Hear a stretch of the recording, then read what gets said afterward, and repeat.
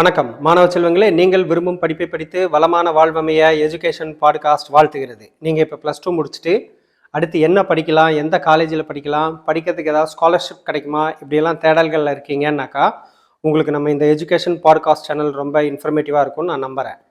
500க்கும் மேற்பட்ட படிப்புகள், 1000க்கும் மேற்பட்ட கல்லூரிகளை பற்றி தெரிஞ்சுக்க போகிற சீரியலில் இன்றைக்கி நாம் தெரிஞ்சுக்க போகிற படிப்பு வந்து BSc hotel management and catering science.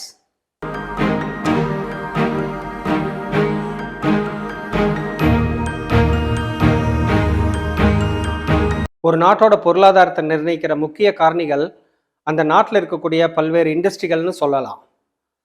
Production, manufacturing industry, travel industry, logistics and transport industry, service industry, health care industry, இந்த மாதிரி நிறைய இண்டஸ்ட்ரீஸ் இருந்தாலும் இந்த எல்லா இண்டஸ்ட்ரீஸும் ஏதாவது ஒரு விதத்தில் சார்ந்து இருக்கக்கூடிய இண்டஸ்ட்ரி எதுன்னு கேட்டிங்கன்னாக்கா ஹாஸ்பிட்டாலிட்டி இண்டஸ்ட்ரி.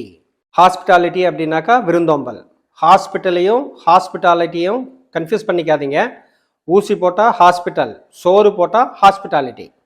நம்ம வீட்டுக்கு யாராவது ஒருத்தர் விருந்தினர் வந்தாங்க அப்படின்னா நாம் என்ன பண்ணுறோம், உட்கார சொல்கிறோம், ஃபேன் போடுறோம், அவங்களுக்கு முதல்ல தண்ணி கொடுக்குறோம் குடிக்கிறதுக்கு, அதுக்கப்புறம் டீ காஃபி ஏதாவது சாப்பிட்றீங்களான்னு அன்பாக உபசரிக்கிறோம். இதெல்லாம் தான் வந்து விருந்தோம்பல் அப்படின்னு சொல்கிறது. இதுக்கு இணையான ஆங்கில சொல் வந்து ஹாஸ்பிட்டாலிட்டி. இந்த ஹாஸ்பிட்டாலிட்டி இண்டஸ்ட்ரி அப்படின்னாக்கா அது வந்து ஹோட்டல் இண்டஸ்ட்ரி தான்.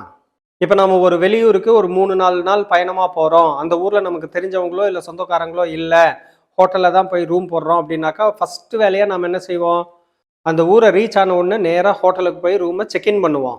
அதுக்கப்புறம் ஃப்ரெஷ்ஷப் ஆகிறோமோ இல்லையோ அடுத்த வேலை என்ன செய்ய போகிறோம், நம்ம எல்லாத்தையும் எடுத்து சைடில் வையி, சாப்பாட்டை எடுத்து ஃப்ரண்ட்டில் வையின்னு சொல்லி ரெஸ்டாரண்ட்டில் போய் உக்காந்துப்போம்.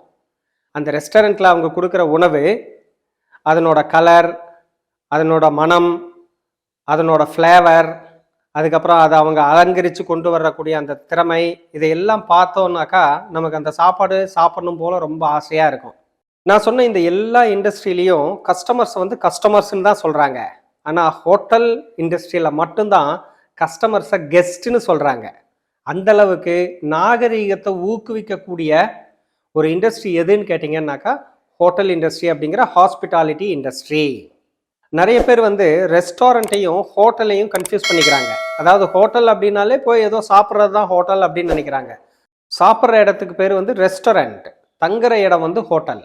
இப்போ ஒரு ஹோட்டல் அப்படின்னு எடுத்துக்கிட்டிங்கன்னாக்கா அந்த ஹோட்டலில் நம்ம என்ன பண்ணுறோம், ஃபஸ்ட்டு போன உடனே செக்இன் பண்ணுறதுக்கு இருக்கக்கூடிய ஃபார்மாலிட்டிஸ், நம்மளை உட்கார சொல்கிறாங்க, ஒரு ஃபார்ம் கொடுத்து ஃபில்அப் பண்ண சொல்கிறாங்க, நம்ம ஐடி கார்டெல்லாம் வாங்குறாங்க, அப்புறம் நம்ம லக்கேஜை வந்து யாராவது ஒருத்தர் வந்து ரிசீவ் பண்ணுறாங்க, அவங்க நம்ம ரூமுக்கு கொண்டு வந்து கொடுக்குறாங்க, இதெல்லாம் இருக்கு இல்லையா. அப்போ இதெல்லாம் வந்து என்ன, இது வந்து ஃப்ரண்ட் ஆஃபீஸ் அப்படிங்கிற ஒரு ஆப்ரேஷன்.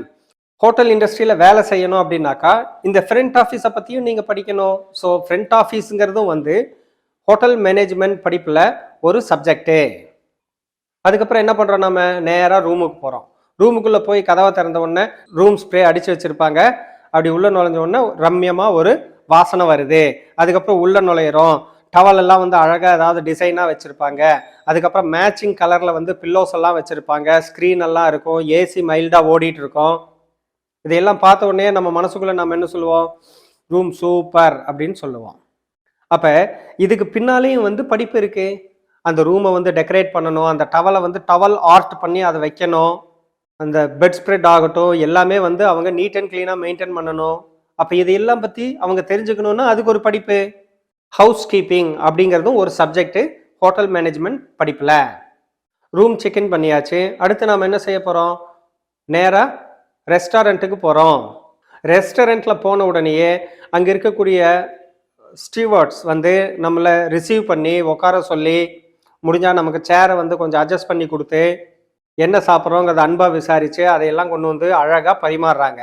அவங்க கொண்டு வர்ற ஸ்டைலே ஒரு மாதிரி அழகாக இருக்கும். அவங்க கையில் வச்சுருக்கிற அந்த ட்ரேயில் வந்து நம்ம ஆர்டர் பண்ண ஐட்டத்தை எல்லாம் அழகாக அடுக்கி கொண்டு வருவாங்க.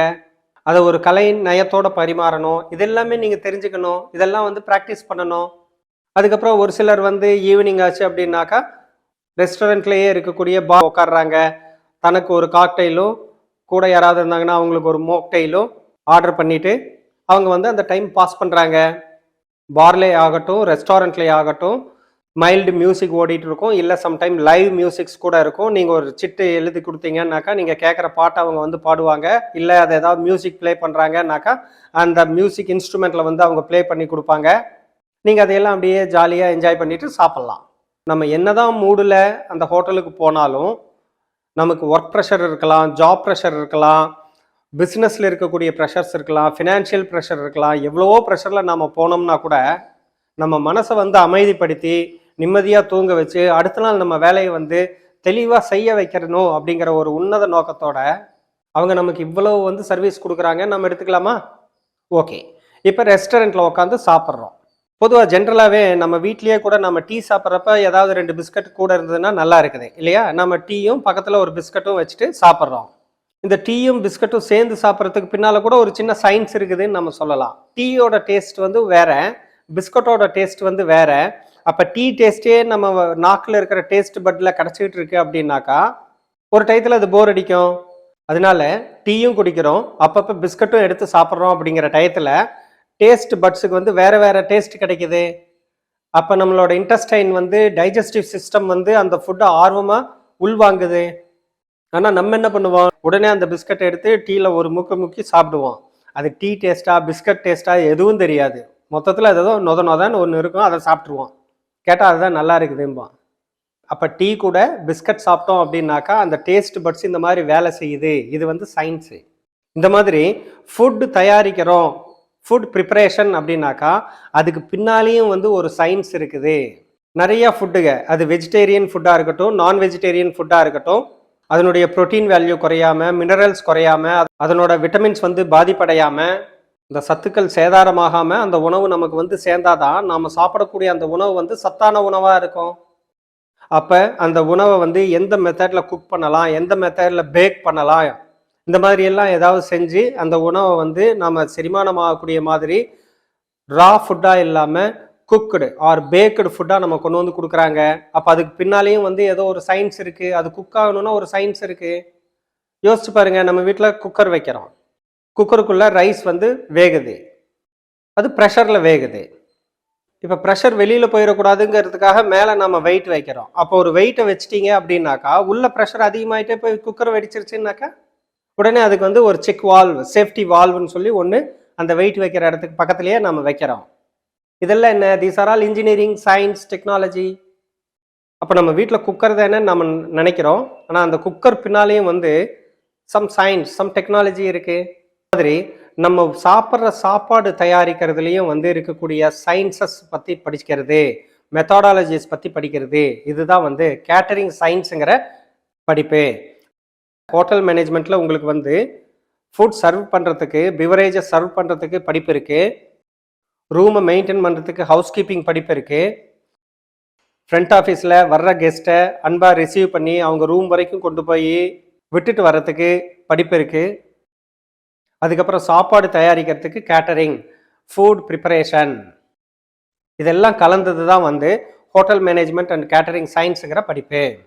இப்போ hotel management and catering science படிப்பு வந்து நிறைய இன்ஸ்டிடியூட்டும் சொல்லித்தர்றாங்க. ஈவன் நிறைய ப்ரைவேட் இன்ஸ்டிடியூட்டும் கூட பல்வேறு லெவலில் சொல்லித்தர்றாங்க. டிப்ளமோ கோர்சஸாக சொல்லித்தர்றாங்க, 6 months 1 year சர்டிஃபிகேட் கோர்ஸாக சொல்லித்தர்றாங்க.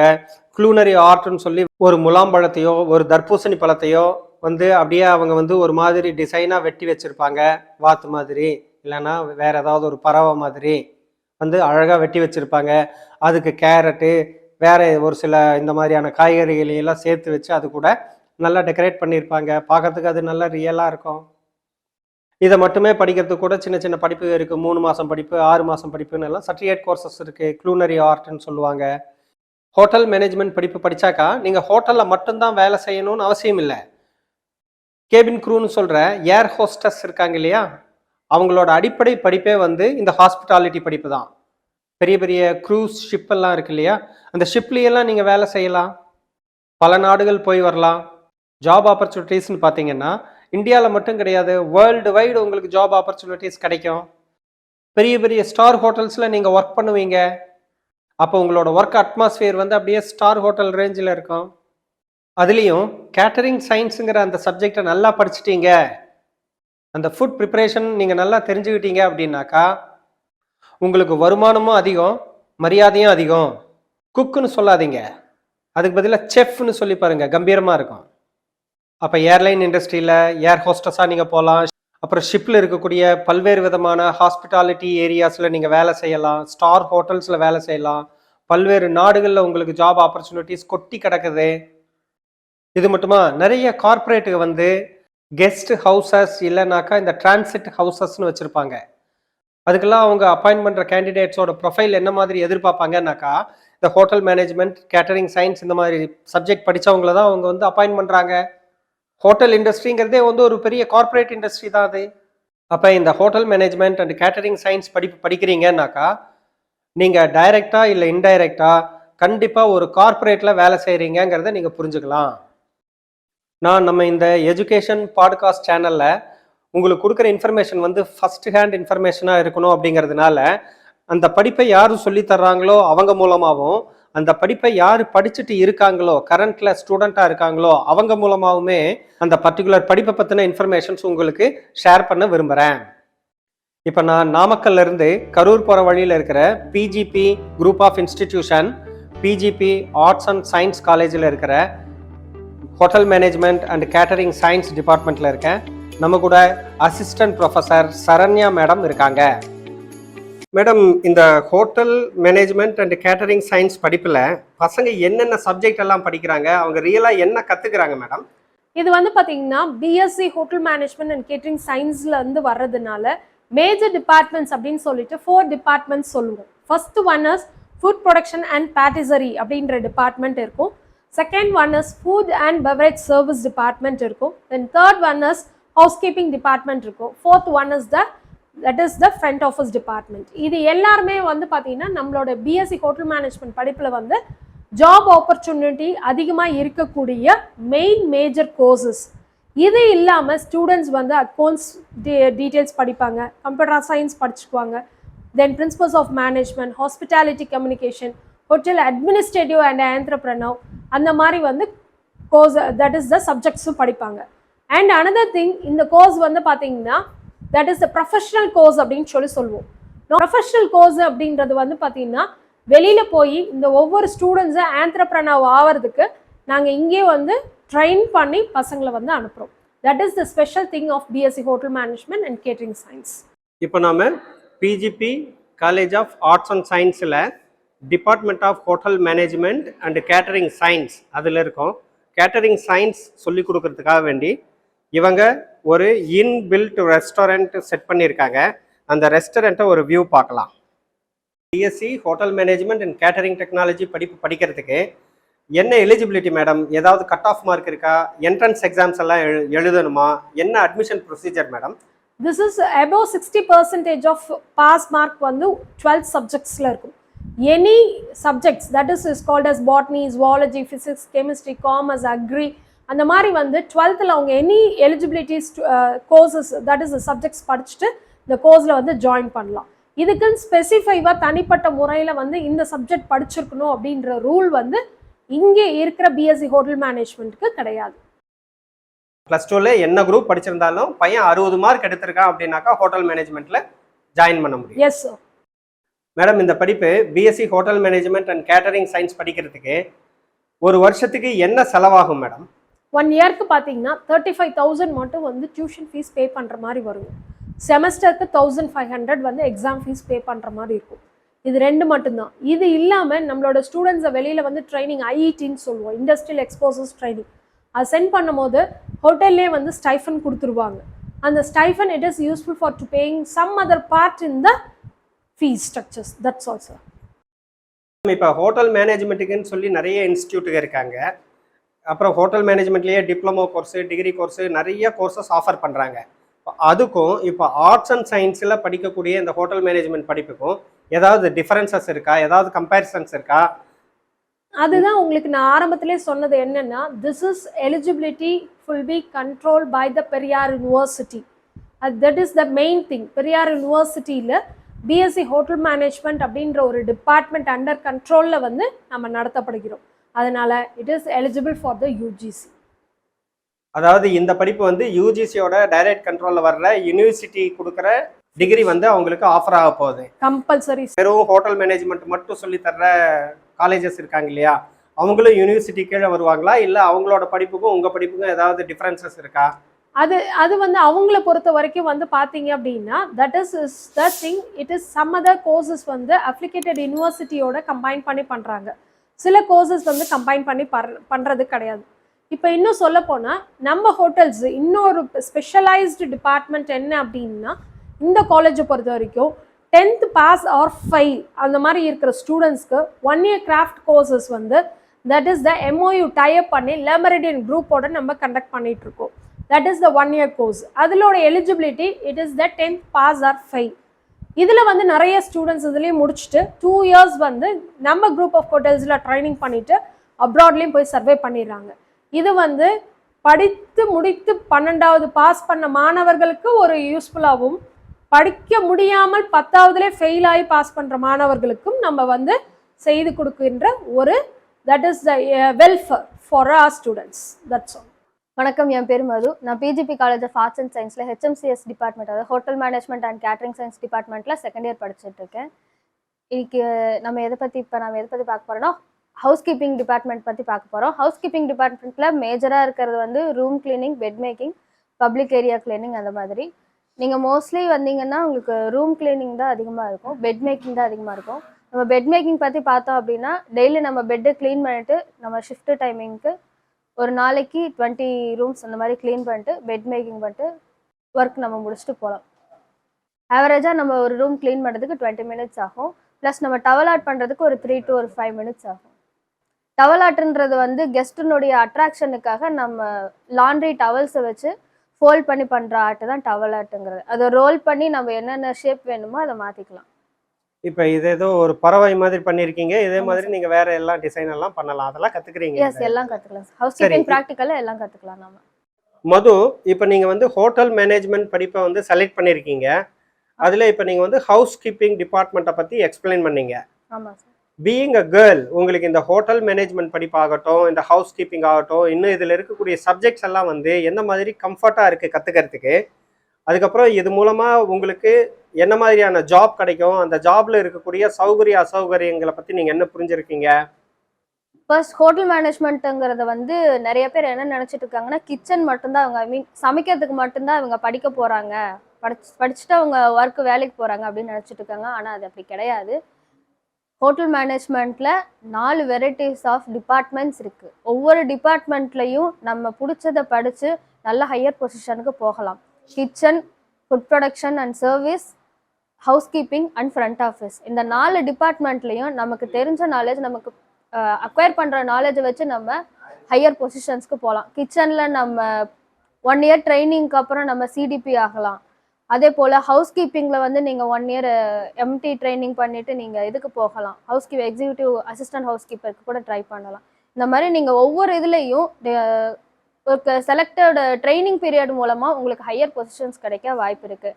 As a being a girl, இதில் வந்து நீங்கள் கஷ்டம்னு நினச்சாதான் கஷ்டம். எல்லா வேலையிலுமே எந்த படிப்புலையுமே கஷ்டம் இல்லாமல் இல்லை. It's a professional course.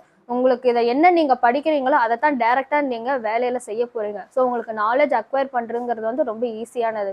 என்ன நீங்கள் ஒரே இது பண்ணணும்னா, நீங்கள் நாலேஜை இன்னும் நிறைய கெயின் பண்ணிவிட்டு நீங்கள் ஒர்க் பண்ணும்போது அதை டேரெக்டாக நீங்கள் அப்ளை பண்ணிங்க. எந்த ஒரு குழப்பமும் இல்லாமல் டேரெக்டாக நீங்கள் பண்ணிங்கன்னா மட்டுமே போதும்.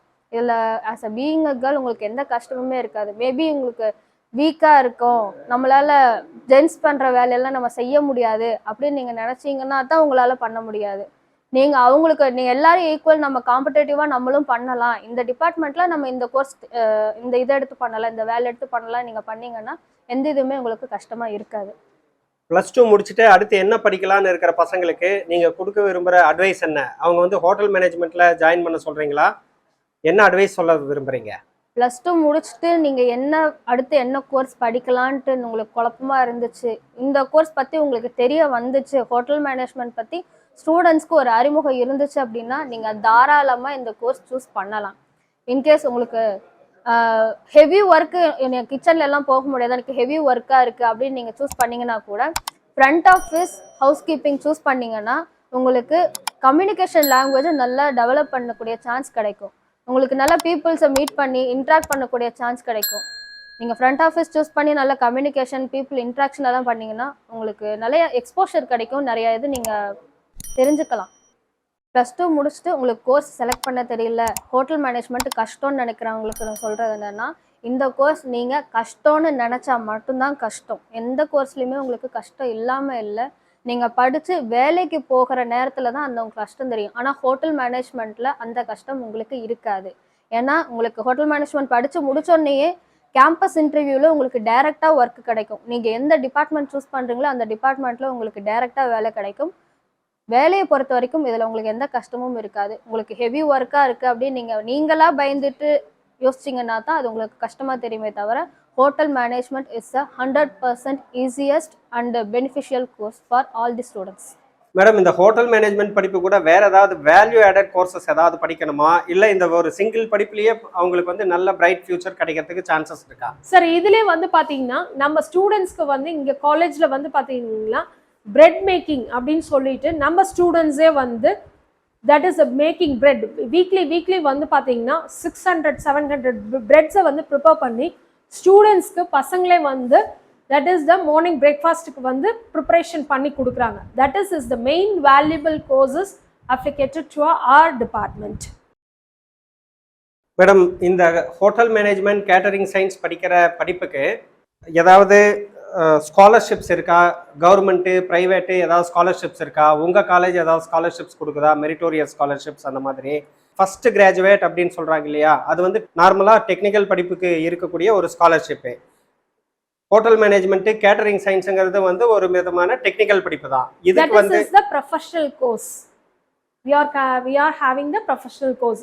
இதுல வந்து பாத்தீங்கன்னா கவர்மெண்ட் செக்டார்ஸ் வந்து ஃபிக்ஸ் பண்ற SC/ST scholarship eligible and also அவங்க இருக்கக்கூடிய ஏரியாவுக்கு பக்கத்துல இருக்க எலிஜிபிலிட்டி பேங்க்ல வந்து we are the eligible for to taking the education loan. இது 2 ஆப்பர்ச்சுனிட்டியும் நம்ம காலேஜ் மூலமா உங்களுக்கு கிடைக்கும். மற்ற பிகாம் பிஎஸ்சி மற்ற ஸ்டூடெண்ட்ஸ் வந்து வாங்குற ஸ்காலர்ஷிப் அமௌண்ட்டோட நம்ம ஸ்டூடெண்ட்ஸோட ஸ்காலர்ஷிப் SC/ST ஸ்காலர்ஷிப் அமௌண்ட் வந்து இட் வில் பி ஹை. இப்போ ஒரு பிஎஸ்சி பிகாம் படிப்புக்கும் இந்த ஹோட்டல் மேனேஜ்மெண்ட் படிப்புக்கும் இருக்கக்கூடிய டிஃபரன்சஸ் என்ன மேடம்? உணவு என்பது நம்மளுடைய அன்றாட வாழ்க்கையில ரொம்ப முக்கியத்துவம் விதிக்கிறாங்க. இதுலேயே நீங்கள் உங்களுக்கு நான் சொல்லணுன்றது நெசசிட்டி கிடையாது. கோவிட் டைம்ல பார்த்தீங்கன்னா first it is the release department அப்படின்றது பார்த்தீங்கன்னா சின்ன சின்ன ஹோட்டல்ஸ் டீ ஷாப்ஸ் இது எல்லாமே தான் வந்து ப்ரிஃபர் பண்ணுறாங்க. வேறெவர் வி கேன் கோ, நீங்கள் எங்கே போனாலும் எங்கே செஞ்சாலும் உணவுக்கு வந்து ரொம்ப முக்கியத்துவம் கொடுத்து நம்மளுடைய வாழ்க்கை வந்து மனிதர்கள் வாழ்ந்துட்டு இருக்கிறாங்க. இது ஒரே எக்ஸாம்பிள் போதும் sir. That is the enough. I am Kartika. I am from Namakkal. I am third year student in PGP College of Hotel Management Catering Science. I am Pushparaj. I am coming from Thiruvarur. Studied PGP College of Arts and Science, BSc Hotel Management and Catering Science, third year. நான் வந்து +2 வந்து arts computer படித்தேன். நான் +2 science group எடுத்தேன் sir. Pure science, physics, botany, chemistry, zoology.